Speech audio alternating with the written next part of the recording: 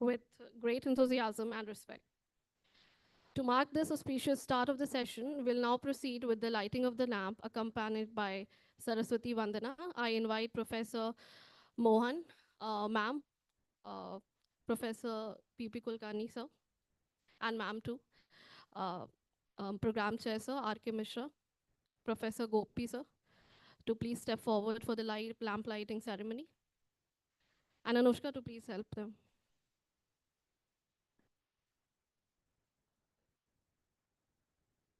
या कुन्देन्दुतुषारहारधवला या शुभ्रवस्त्रावृता या वीणावरदण्डमण्डितकरा या श्वेतपद्मासना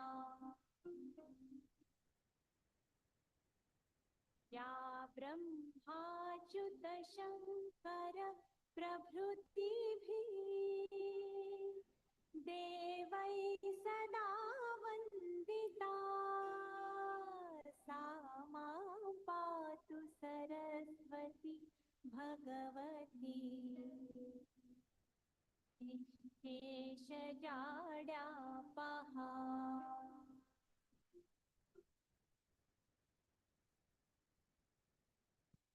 Thank you, everyone.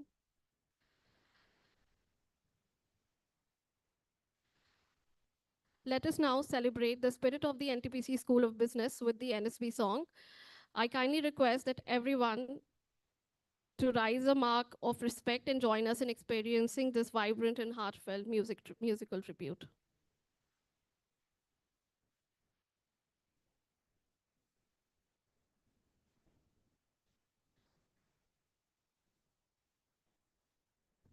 हम ऊर्जा से उत्प्रेरित, हम ऊर्जा को समर्पित, देश सेवा कर्म निहित, अक्षय ऊर्जा में प्रतिबिंबित, मेधा नेतृत्व विज्ञान नवाचार सदचरित, शोध सिद्ध ज्ञान सुसज्जित, प्रशिक्षण कौशल में त्वरित, सौर पवन वायु जल रश्मित, पृथ्वी की संपदा से सिंचित, प्रकाश पुंज में प्रदीप्त, संकल्प कर्मों में हरित, राष्ट्र हित में ही निगमित, शांति विकास पर आधारित, अनंत असीम सतत संचालित, ब्रह्मांड धरोहर के संधारित, तमसो मां ज्योतिर्गमय लक्षित, प्रबद्ध प्रज्ञा प्रबोध दीक्षित, हम ऊर्जा रक्षा से उदित, हम ऊर्जा से अभिप्रेरित, हम ऊर्जा को समर्पित. Thank you, everyone.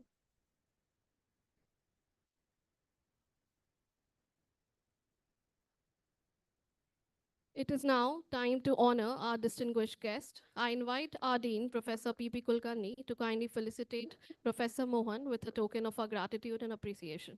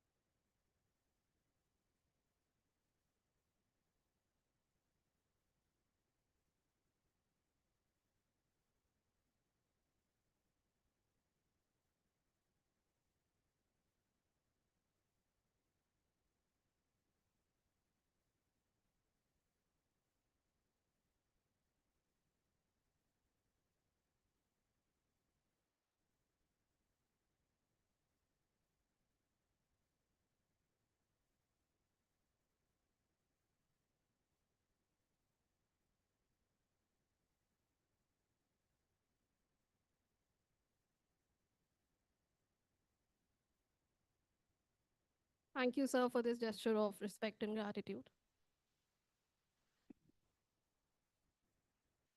To provide us with a brief overview of the NTPC School of Business, I now invite our respected Controller of Examination, Mr. Amit Bhatnagar, to take the stage. Please join me in welcoming him with a round of applause.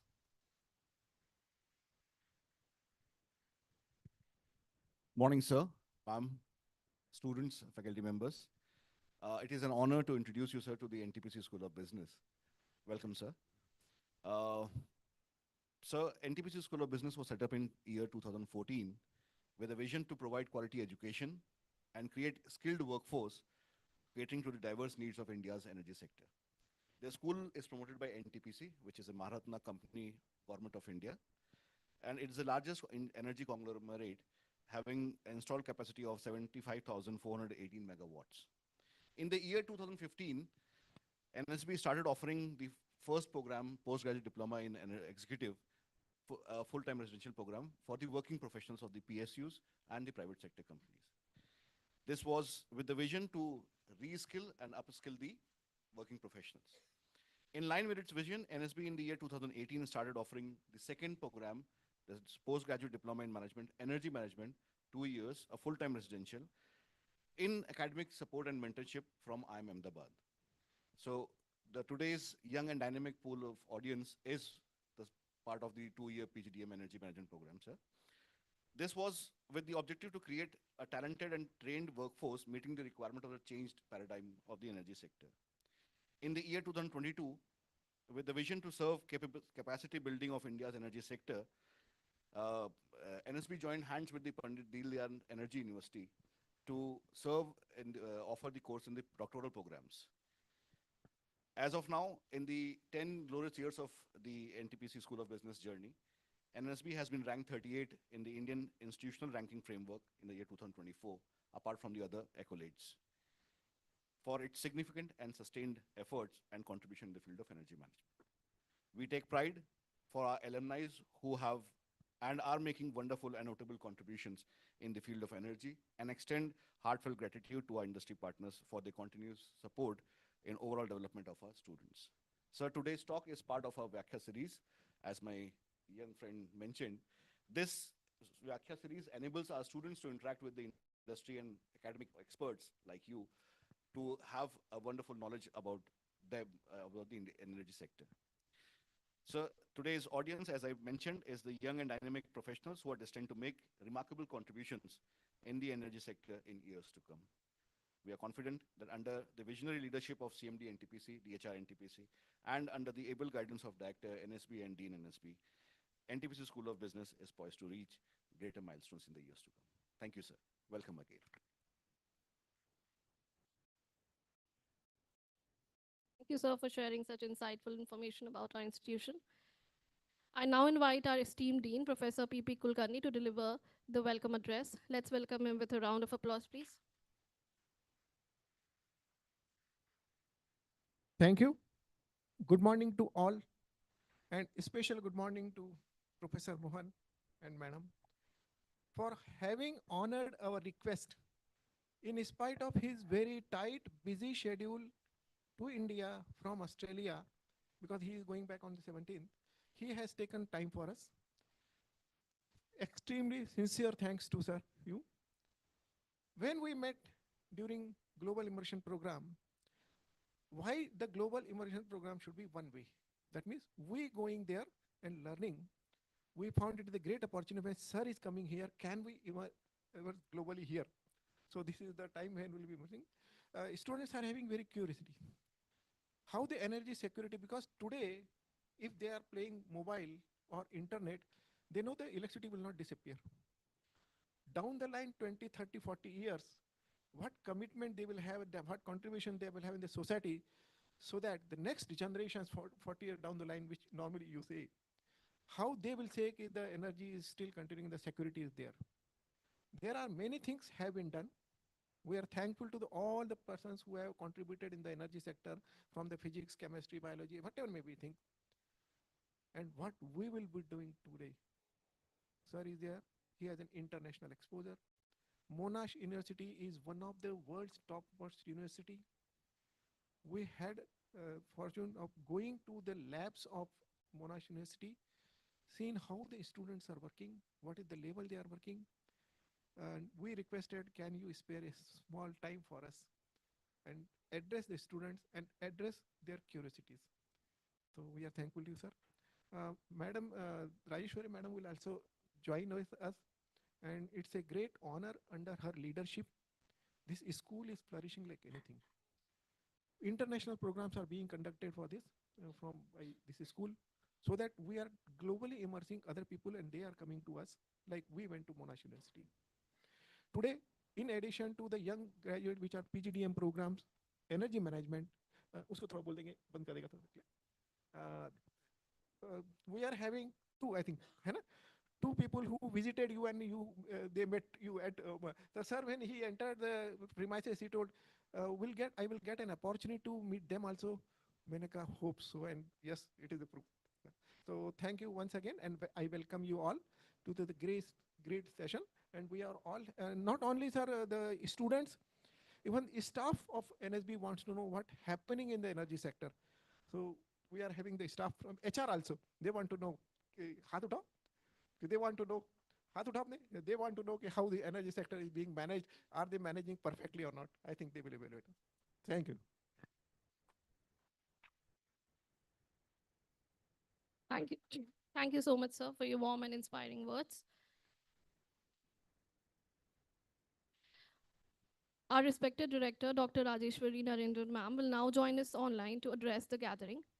We are delighted to have her with us virtually. Let's give her a warm round of applause as she begins her address.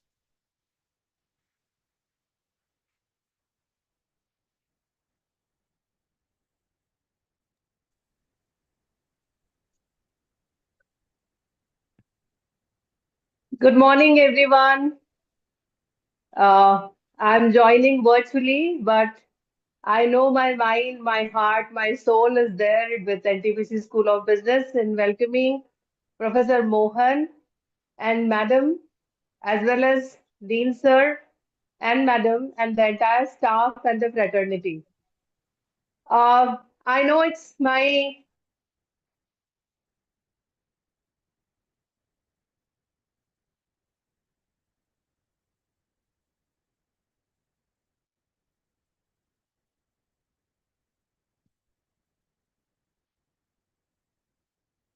eminence with which Professor Mohan comes is something to learn. You know, rising from a small place and reaching to the global heights where he becomes who's who is the sheer joy and delight to see that, you know, the son of the soil is known, recognized at the world level. Most importantly, his connection with the motherland, India, is something that we all cherish, we all respect, we all have that soul connect that despite being serving at Melbourne, he his concerns, his ideas, his life is dedicated to the motherland India.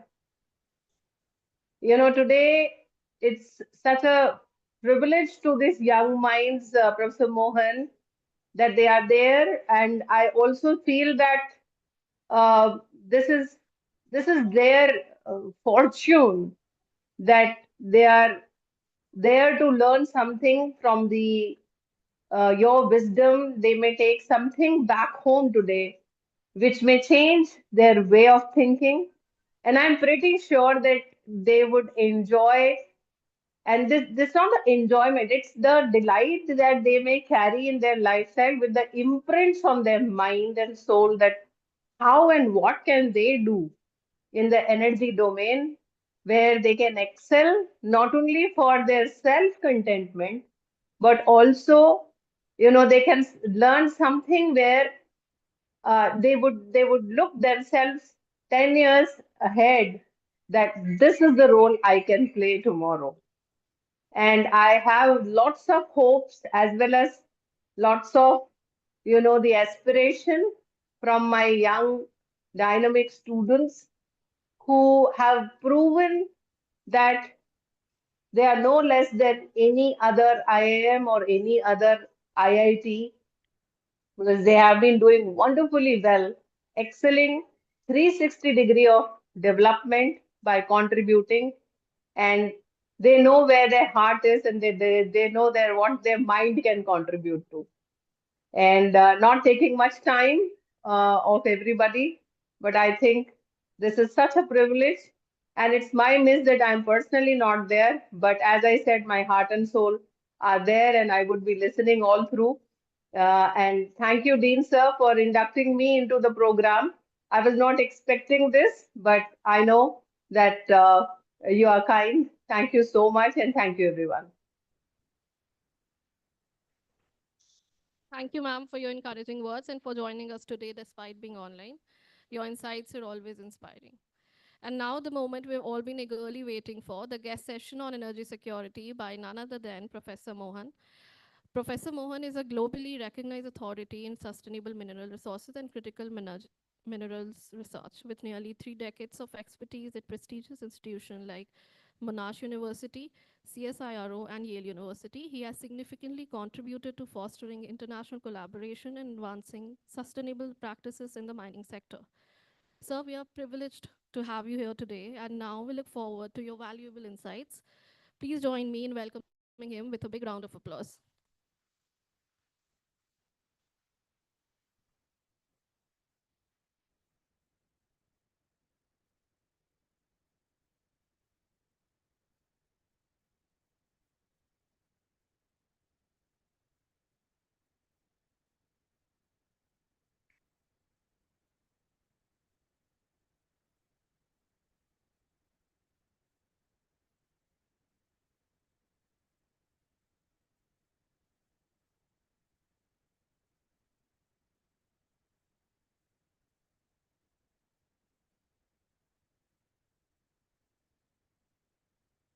So, no, no, that's okay, sir. Only three.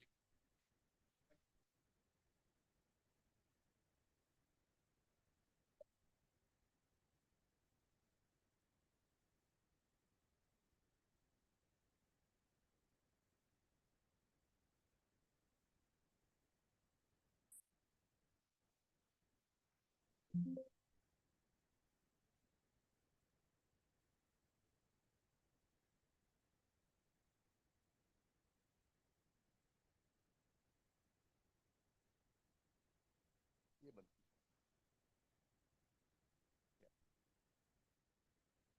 So, good morning, namaskar, sat sri akal. So that's good. Thank you, Professor Kulkarni ji, for this great opportunity. When I see youngsters in the room, I get more excited because it's your future and future of your own next generations, right? So whenever I get an opportunity like this, I never say no, although it is a bit stretching, especially in terms of my time, because I've been traveling past 7 days. We went to nearly 10 different places, starting from Haridwar, Rishikesh, Delhi, Kashi, Prayagraj, and then to Ayodhya, to Lucknow, and back in Delhi again. And now tonight we are going back to Hyderabad. So it's a bit tiring. And as you can see that my throat also is a little bit not doing so well. So those colleagues who were at Melbourne, can you put your hands up? Yeah. So maybe let me begin with asking them as to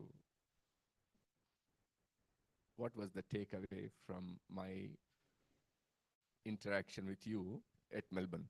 Again, I'm sorry that I'm using the same slides because I've been so lazy. I have been traveling all the while and I did not had opportunity to kind of upgrade them. What was that most important thing that you kind of walked away attending my talk in Melbourne at RMIT? Sir, it was related to critical minerals, like how these can be used for future energy security. That was the main crux of the talk. Critical minerals were something different, not like there is more focus on lithium for EV batteries and majority of, but critical minerals something which is Different from that, where there is other factors which determine what is the importance of material. Like lithium might be important from one aspect, but critical minerals are important from the other aspects, which are other way of looking at it, that we should focus, India should focus on those critical minerals for its energy security. Yes. Excellent. So, my, let me just begin with a brief introduction that was not in the blurb that was said. So, I come from a place which is Mantani, a small town in Telangana, which is next to one of NTPC's power plants. I think that's close to 2,000 megawatts power plant. And it's a very mining infested kind of, landscape in a sense. When I was growing a child, the same town used to look very pristine, very beautiful, lush green, paddy fields, forest, everything else. But today, when I travel, it pains me, to be really honest. Mining companies have not done their best because they are owned and operated by public sector undertakings. And the same lands which used to look more pristine, they currently look, very degraded. So farmers have lost their livelihood, and then forest has been reduced, and then the entire landscape has been changed. That very flat areas to overburdened dumps, and pollution has increased, and so on and so forth. But again, okay, looking at the problem and just cursing and then antagonizing is one aspect, and getting involved in trying to correct it or trying to make a change or make a difference to a problem is a different thing. So I chose the latter. How can I, through my wisdom, my knowledge, and my training, can contribute positively and leave a positive legacy? Because finally, we all have to come to, like, you've got career and then you will retire, and after that, all that will happen anyway. But how can I leave a positive legacy on everything that I do is something that I wanted to kind of propagate at my individual level. And I'll come to that, how I did it, and how we are growing as a team, and how I am able to inspire and get my colleagues along with me in the mission that I'm currently heading. As Professor Kulkarni sir has said, that now my focus is not only remained just in Australia, but it Australia, India. But now I'm even thinking beyond. That's where I'm thinking of Indo-Pacific. Because the problem is not confined to India or Australia, and problem is universal. Because as we go along my presentation today, you will realize how the world is dependent on one single country. And again, whether it is China or someone else, I'm not trying to villainize China here. And they did invest into this with a far sight, with a vision long ago, because world kept on depending on this country for the entire manufacturing needs of the world. So that's where they have that positive, if you may say, edge over rest of the world. So that's why I chose my topic. I'm sorry, again, a little bit of deviation there. So energy security was the title of my talk. But then I said, is energy security is national security? Right? It is, in a way. We'll realize how it is. And then how do we de-risk national security? And then the presentation will focus more on critical minerals in energy transition. So that's how I kind of package this entire presentation. just on a lighter note, my name is Mohan, and my university name is Monash. And again, I repeat this all the time just to bring a bit of a giggle. So, if you change the order of these letters that make up Monash, it becomes Mohan's University.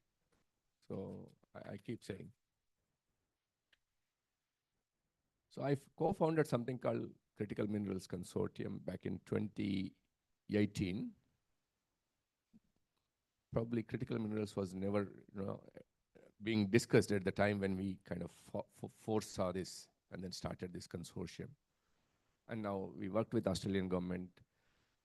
I've been working with Indian government since 2013. In fact, when I met Secretary Kanta Rao in Sydney, sir, I said to him, sir, my first email to the then Secretary of Mines was in 2013 when I was spending my sabbatical at Yale University. And almost a decade has passed. They're still scratching the surface in this game. So, as I said, I co-founded Critical Minerals. Now that is Australia-India Critical Minerals Research Consortium, of which we did a very successful symposium where Professor Kulkarni sir also was kind enough to participate and contribute. And now my goal is to set up something called an Indo-Pacific Consortium, wherein all the like-minded countries who are in the same boat would come together, join the forces, and then achieve the best outcomes for the respective countries. So that's kind of overview. So again, some of the slides that I'm going to use, some of the pictures, I'm sure that most of you are familiar because you are in the energy sector, inside out of how India is faring in this sector. And I think a few years ago, I heard that India has become like there was no household which is without a bulb, at least a single bulb, if you electrified it in a sense, right?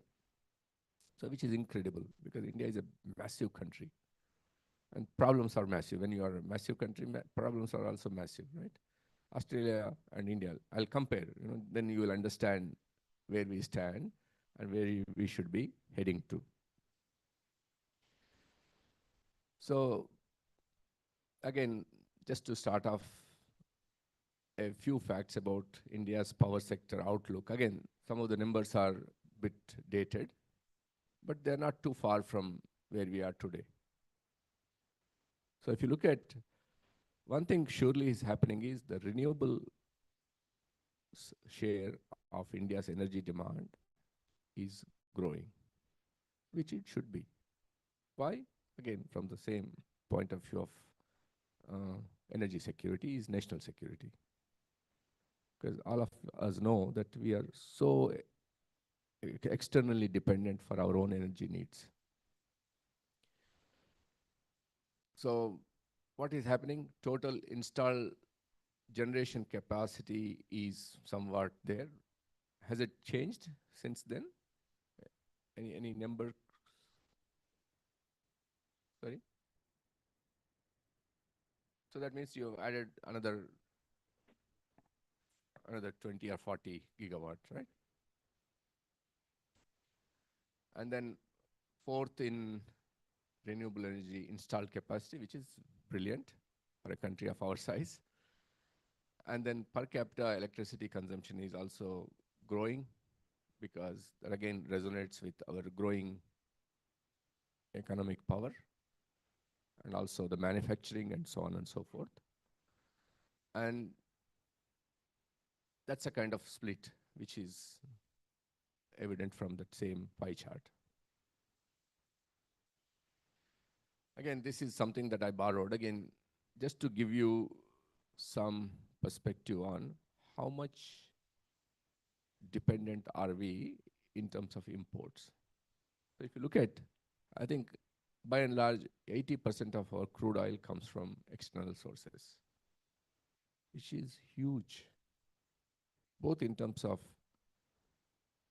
the pressure it has on our forex reserves, because you have to give out money, right, to buy it. And but at the same time, that means you are vulnerable if should something happen for these supplies. For example, Russia is saying, every time Russia does that play, right? And same with many other countries. And US also, US, Russia don't go well, and US puts sanctions. So imagine if something untoward happens, and if you don't get these supplies, are we ready to sit in dark? No, people still want, because once you are used to a comfort level, no one would want to give up. So then imagine what would happen. So what I'm just trying to do is I'm trying to just make you think.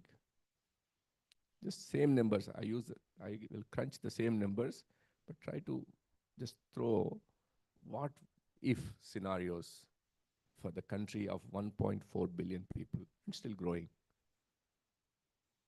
So we are a massive country with massive challenges. Our roads are narrow, our cities are getting congested, pollution levels are astronomical.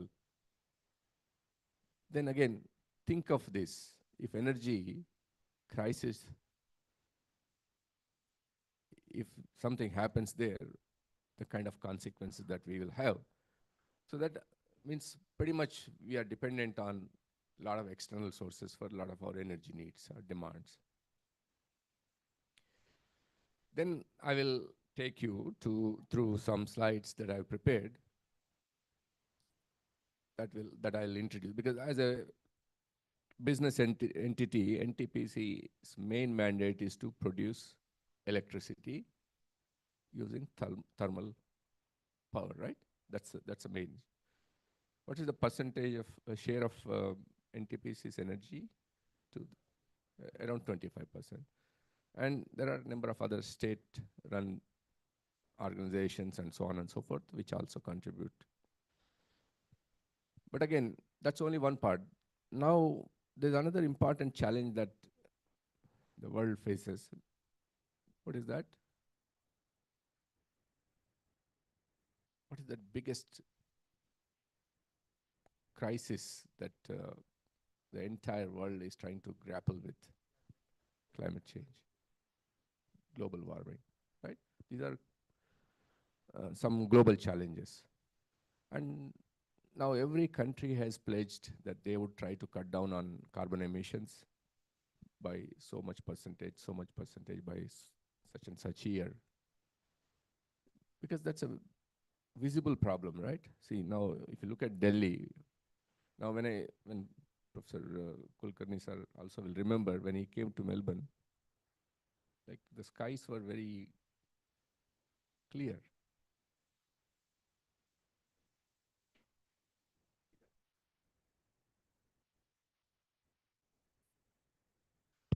Happening. But anyway, am I audible without that also?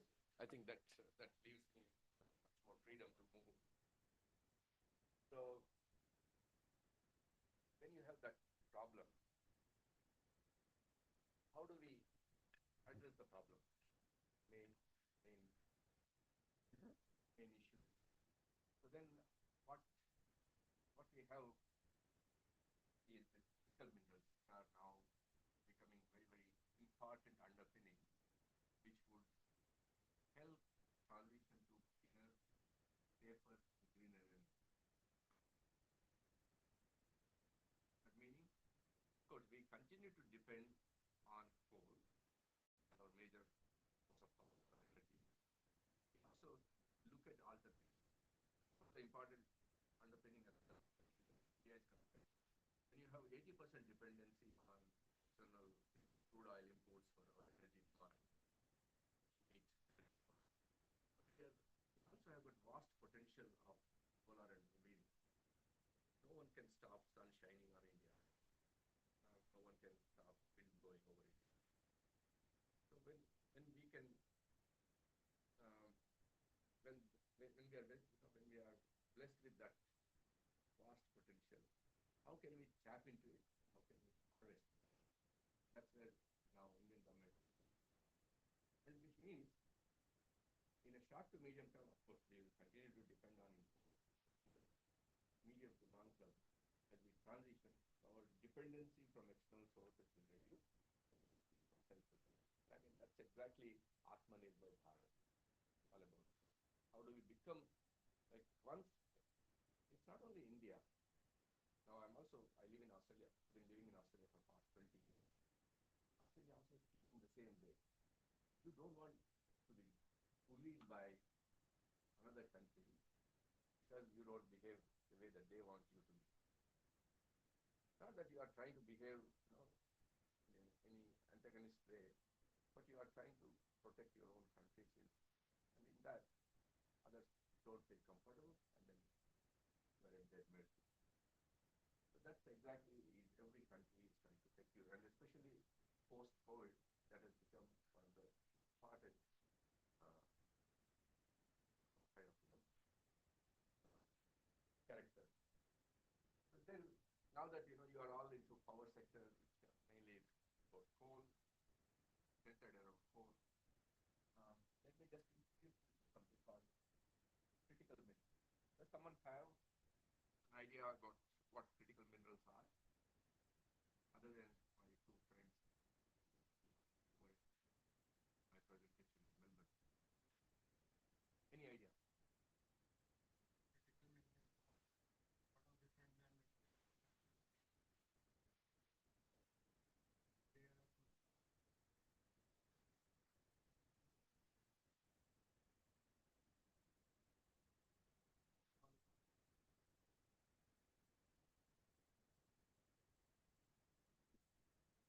So because there are some things that are not working the way traditional minerals would work. What are they? So they are that too much market concentration. So in the next couple of slides, you'll realize the level of market concentration is unacceptable.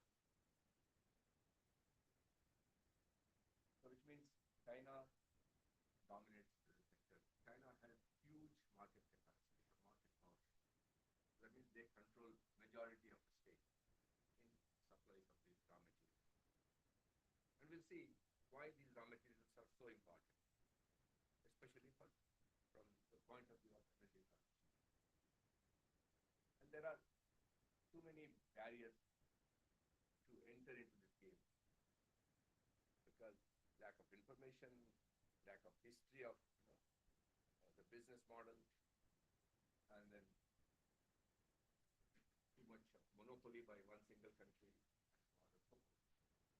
And then the products are very heterogeneous. That means not like iron ore, pretty much if you got 60% iron and above, that's the ore that you're going to need. But many critical minerals, the level of purity and so on and so forth will differ, and that's another important. And co-production, because majority of the critical minerals, they are not sourced as the primary metals, but they are sourced as the secondary metals. Right? And then there are many substitutes that are coming. So as they say, necessity is mother of invention.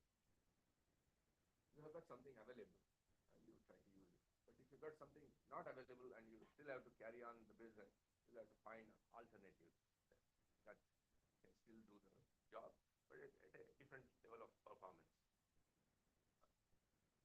And then market volatility is another major issue.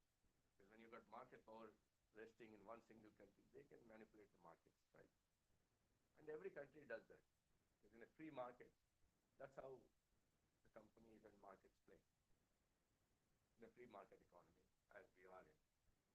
And then unpredicted commodity prices, because the prices go up and down, and that's where people tend to be. Now, why critical minerals? So that's a class that are present in the critical minerals markets. What are critical minerals? They are of growing importance for medical, industrial, and strategic applications, including purity. Because now India is becoming gradually a manufacturing powerhouse. And India is developing defense manufacturing for our own consumption, also for exports. And we have become net exporter from being net importer in the past 10 to 15 years, right? Which is good. So why they present some special characteristic features such as you've got catalytic properties, metallurgical properties, nuclear properties, electrical conductivity properties, magnetic conformation. So let me give you one simple example. Have you heard of scandium? All of you are engineers? Yeah? You know the periodic table? How many elements we have in the periodic table?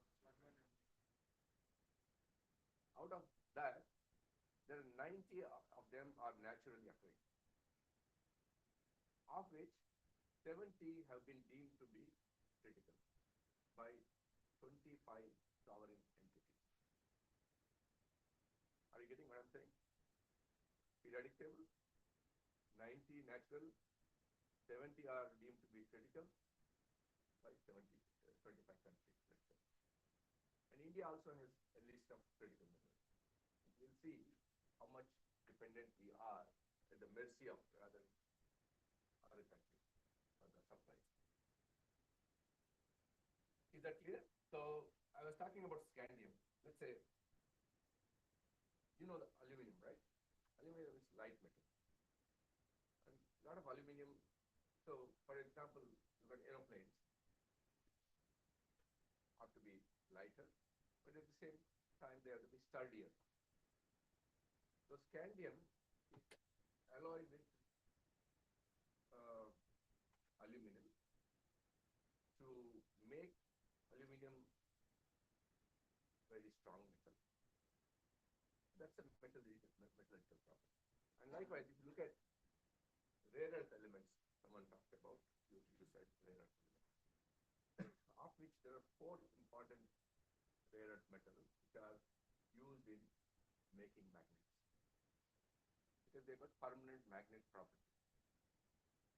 Does someone know them? Good, excellent. Praseodymium, yeah. Terbium, and dysprosium. Yeah. These are the 4 permanent magnet metals. And again, praseodymium is not naturally occurring. It's made. So neodymium is a naturally occurring element. So we talked about 19 naturally occurring elements. So praseodymium is not. So they are becoming so important. And anything that has got something moving, like you've got elevators, excavators,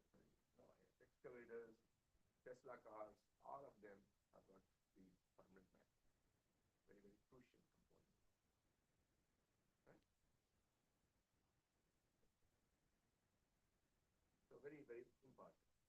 Again, we can do away without magnets, but again, the level of performance and the efficiencies are far lower compared to having magnets.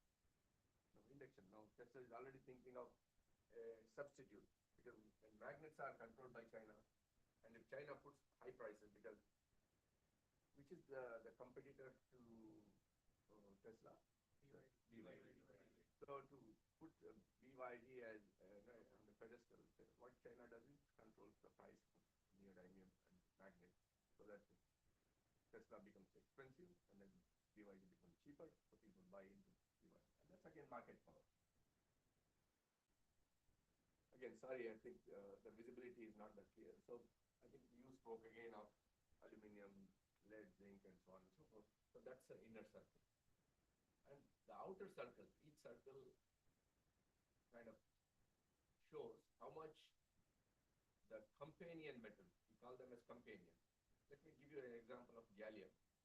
So gallium availability dependent 100% on aluminum or bauxite mining. So each outer circle is the percentage of dependence. So there are these circles. So if you look at that circle, those metals are 100% dependent on the primary component. As you go outer and outer, so it becomes 0, 25, 0, 75, 100, 75, 50, 75. So that's how the degree of dependence reduces from on the main metal. So if you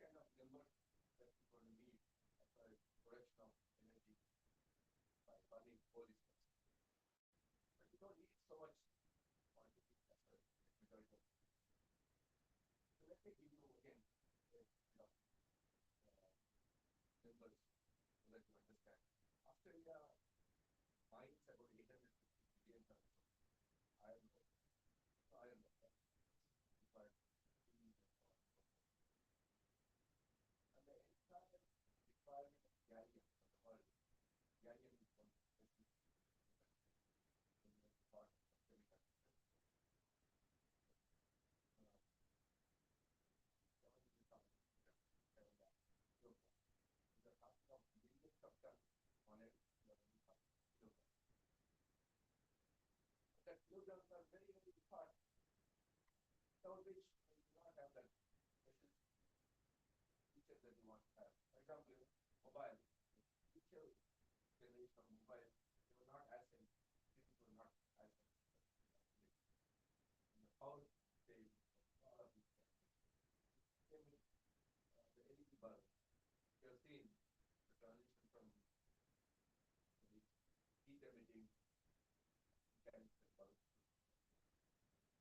to these bulbs. That's much more pleasant, less heat, more beautiful technology. So those are some of those modern technologies. And they are not required in huge quantities, but they are so fundamental. Every modern day technology. Mobile phones, laptops, using lamps, solar panels, in turbines.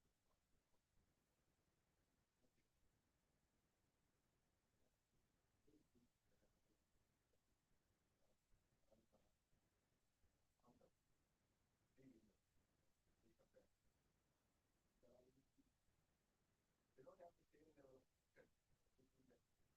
Everything that pumping inside is all the top.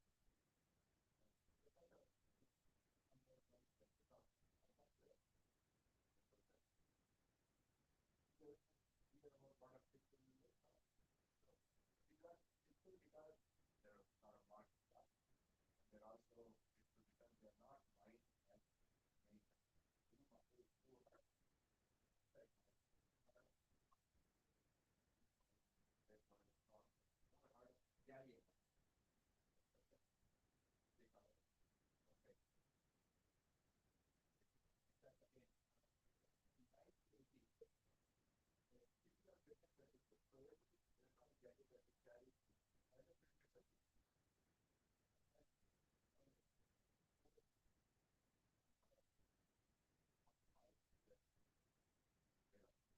Again, this is the constant, the power saving factor, light and delicate. Get a typical market, then this is a typical 22 picture. And it's getting worse. Like it's not getting better. Okay. It's not on the scale of typical movie supply chain market by 1 billion. Dependency is as high as 90% in sorry for number of content or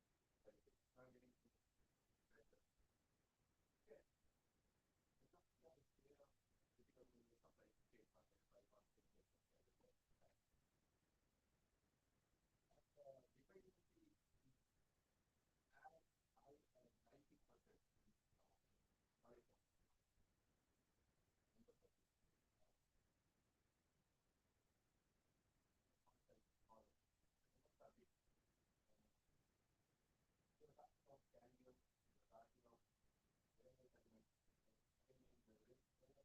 Again, the risk are nothing but the lanthanides because of periodic table. That sits below the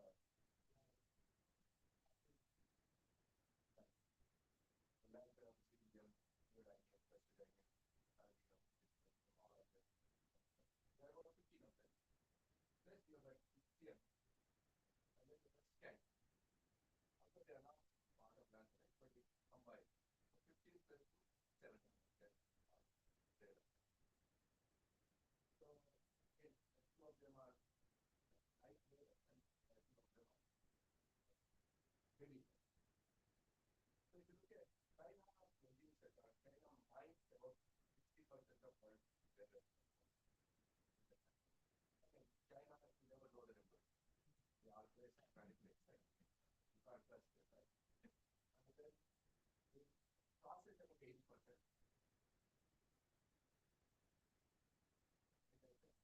They mine 60%. They process about 80%. When it comes to the final product, the magnets, permanent magnets that are made in Chinese factories, 98%. Okay, China or India or Vietnam, Mexico, I don't know much of dependency on one country.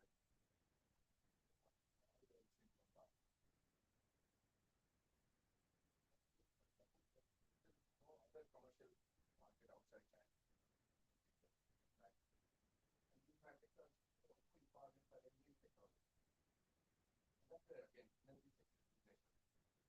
And India is trying to reduce, our huge account with our military, our capabilities, and so on and so forth. Depend on that. China doesn't want that. China is not adverse. They've got a part of it. Are they problem of conflicts and so on and so forth? But again, you are invested on that. They're not interested. So from that point of view, keep that.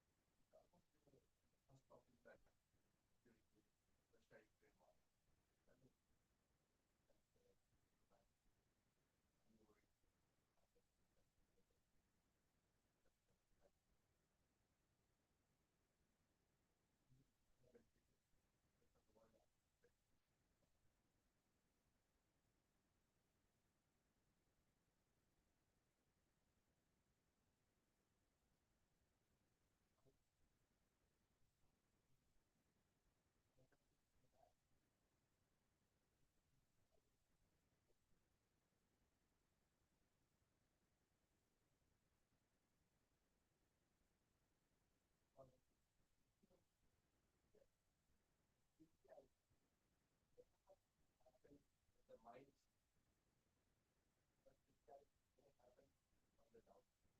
So upstream is mining, downstream is processing, metallization.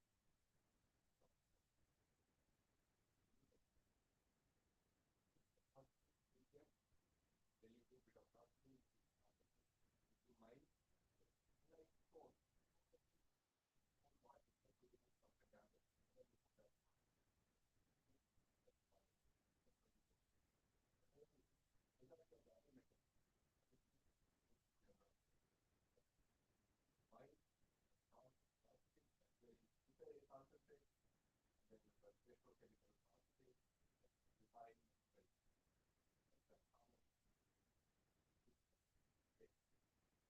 from being, let me give you an example. Power is only 0.5% content. 10% is the waste. When you dig up 1 ton of rock, only 1% is power. Just 99% is waste.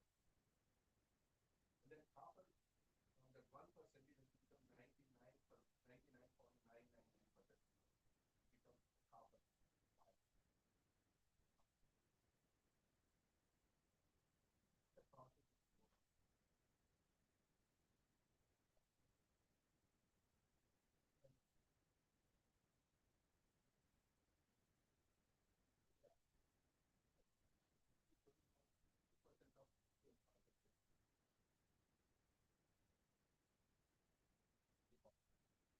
The process is slow. The criticality of lithium is not in the mining stage, but it is further down. Battery, electrochemical processing, battery assembly. So that's where it can again. And then if you look at cobalt, almost 70% of our cobalt is in cobalt is another important energy semiconductor. And then on the downstream,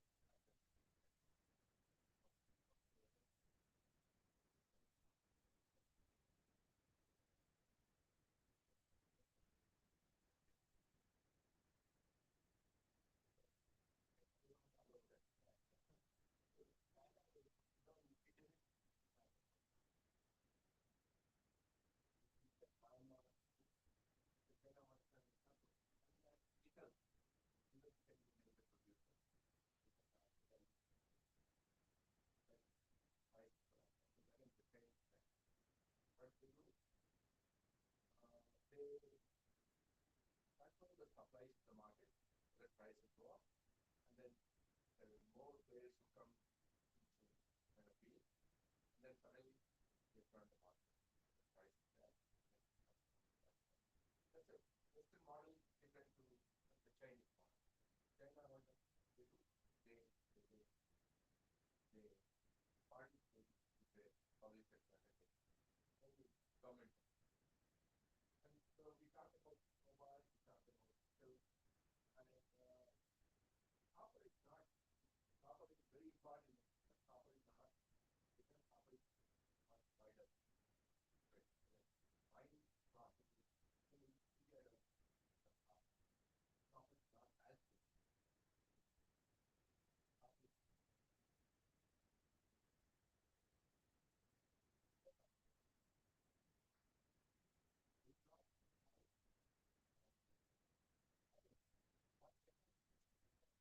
China was global manufacturing hub, but their manufacturing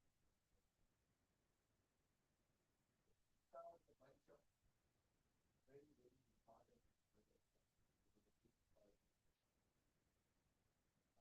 and the lithium cobalt and maybe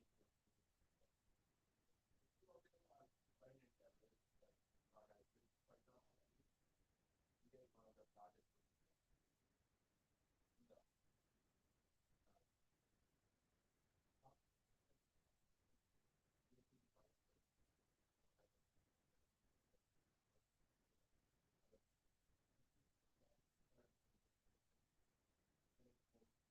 Thank you.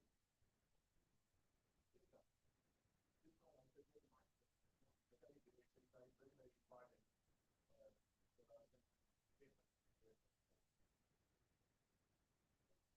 And a function battery electric lake and the emission.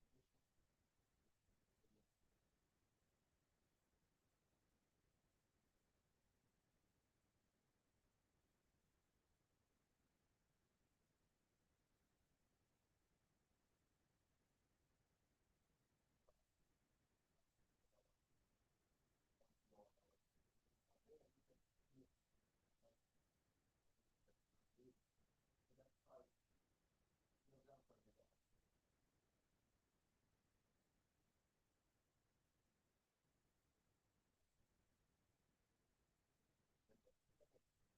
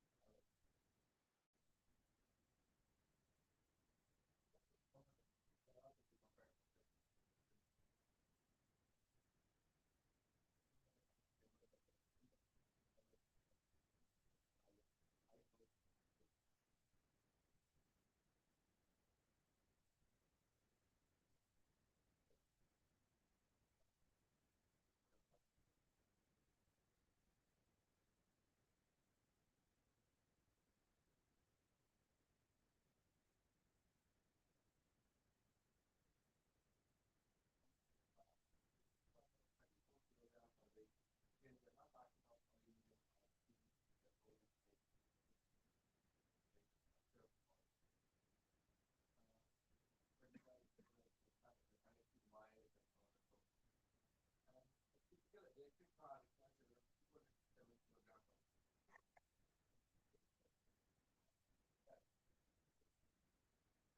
Okay, Delhi's pollution.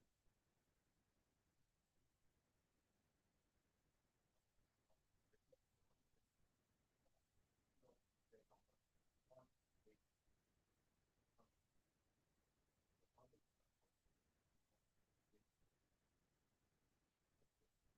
this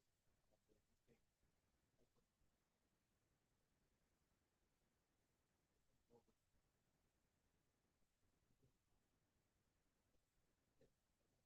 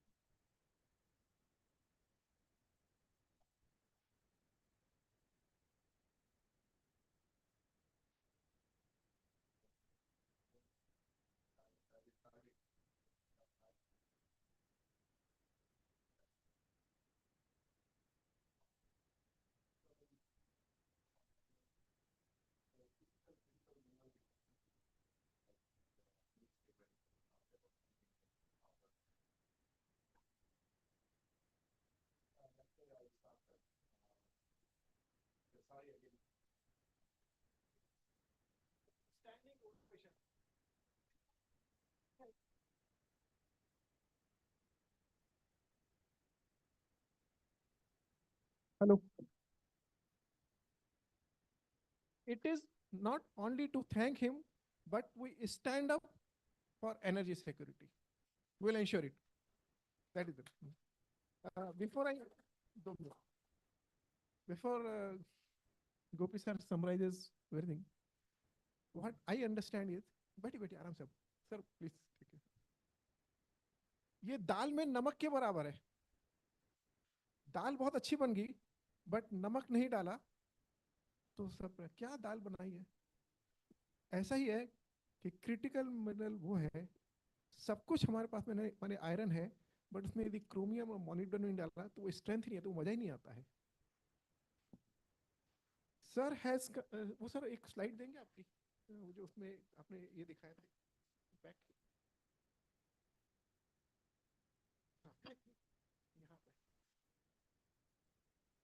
sir हम लोग यहाँ पे हैं जो energy sector से already जुड़े हुए हैं, ये लोग यहाँ पे हैं, they are critical, they will make a difference to this society. हाँ यहाँ पे होगा, है ना, सही है ना, they are so precious, they will change the scene and we'll see that the energy security takes place। ठीक है ना, यस देन फिर वो ऑफ कोर्स ये चलती, ये बेल्ट चलता रहेगा। आप 40 साल बाद यहाँ पे, नेक्स्ट जनरेशन यहाँ पे, and this security will continue now.